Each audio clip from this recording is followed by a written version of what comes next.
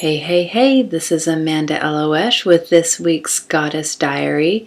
Inspiration for all of you undercover superstars who, I don't know, feel like maybe there's something broken, damaged inside, and ready to have more magic, more sacred in your life without the religion, without the dogma, ready to shine and have all the fun.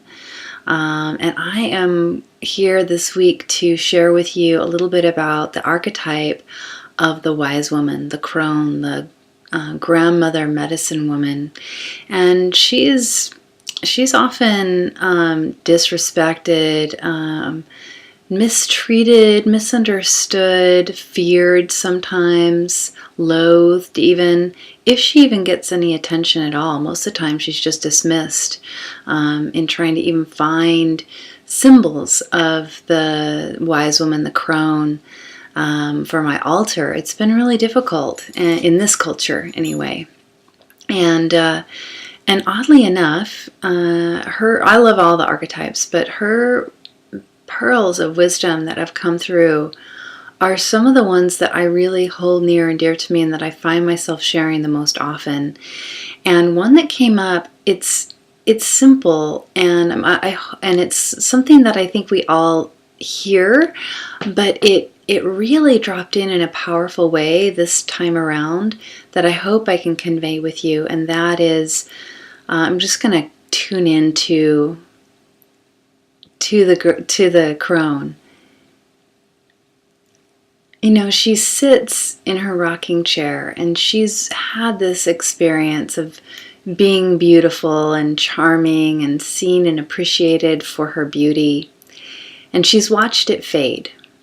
And while the egoic self mourns that attention and that attention and all the benefits that any person gets, excuse me, especially women, for how we look, the wise woman, well, she's wise, you know, and she's had that experience, and she is sitting in her deep, wise authority.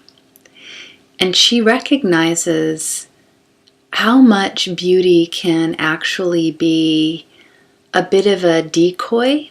And definitely it's, you know, most of the time, the beauty that gets attention is really just surface. Now, of course, there's beauty that shines from within, and it creates beauty on the outside, which I talk about a lot. But the wise woman is here to tap us on the shoulder and give us a little invitation, and that is to start noticing that we give a lot of our beliefs, our values over to very surface appearances and judgments that we make based on very surface things, people and circumstances.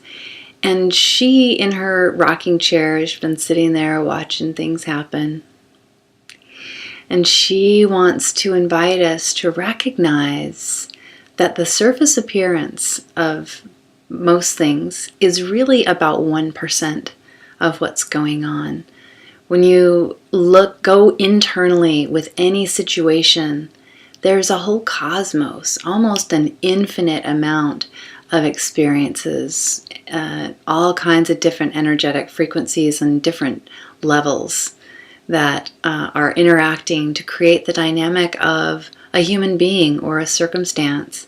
And what we actually have the ability to pick up with our three-dimensional senses, our hearing, our vision, our taste, our touch, our smell, it's all important. And we have to rely on it because we live in the 3D world.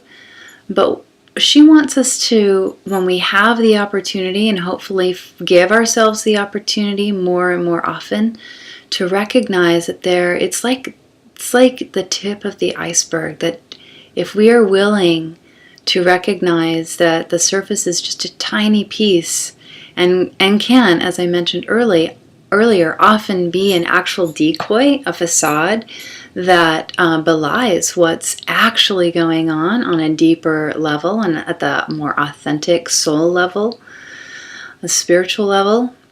And if we take her invitation to slow down, to actually get to know a circumstance more deeply, to get to know a person more deeply, or even just assume that what we're seeing is very possibly not anywhere near representative of the whole picture, we're going to have a much richer experience. We're going to allow ourselves to be open and available to something much deeper and much more amazing. And there's treasure that we pass by every single day because we let our eyes, we let our three-dimensional senses tell us what's happening. And we're missing out on a vast, expansive, almost whole universe's worth of pleasure, wisdom, information, insight, joy. And so I want to pass that on to you today, and I want to give you a challenge. I think I'm going to try to do this every week now, give you a challenge from each of these archetypal goddesses to notice, if you can, because we do it probably so much on the subconscious level, but notice when you pass a stranger by, or even somebody that you think you already know, how much you have determined about that person based on very surface level assessments and conditions and prejudices, ancestral prejudices, cultural prejudices, personal experiences that have created biases and prejudices. And just give yourself a moment, if you can, to search for something different, something that might prove that prejudice wrong. Give yourself time to get to know somebody a little better who you think you already have figured out, and see what opens up for you. I had the opportunity to help out with my friend Tristram Stewart's Feed the 5,000 program. It's all around the world. I encourage you to look up his TED Talk, Tristram Stewart, Feed 5,000 on TED Talks. It's about feeding people with food that would normally be refused by the markets because of cosmetic, imperfections in perfectly nutritious, healthy food. And he gleans that food and feeds people with it. And I got to be an event promoter and go out in downtown Oakland.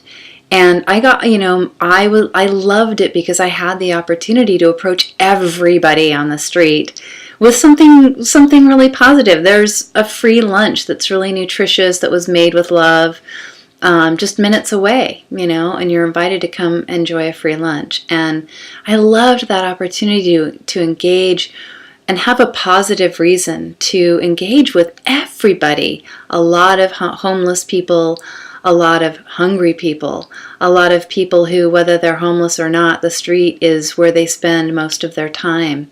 A lot of people who feel forgotten, a lot of people who feel lonely, a lot of people who feel lost, and a lot of other people as well. And I loved the opportunity to walk up to every single person and engage them. And I had a lot of my own, maybe even unconscious biases and prejudices shattered, because I know people, I work with people, and I think I know, I can figure people out. And it was so great to have my own ideas shattered and reach out like that. So anyway, just wanted to share that experience, give you that challenge, and pass on that information, that wisdom from the crone this week, to recognize that the surface is really about 1% of the reality of the whole picture, and to give yourself the opportunity to find more, to go deeper, and get the treasure that lies beneath the surface. So until next week, may the wisdom of the crone, the wise woman, be with you, and the source be with you as well.